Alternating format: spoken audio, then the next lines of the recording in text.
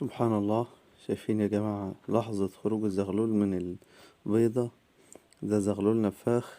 كنت حاسبله المفروض انه يطلع النهاردة. كنت محضر 20 في نفس اليوم ولقيتهم الصبح طالعين هو لسه.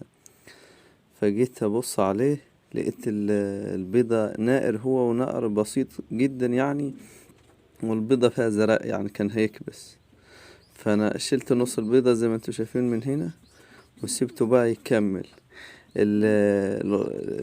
الغشاء اللي هو ده يا جماعة، اللي هو باين من البيضة الأحمر ده، لقيته ملفوف على جسمه، والسائل اللي هو بيكون ربنا جعله السبب حافظ الزغلول داخل الحصواية.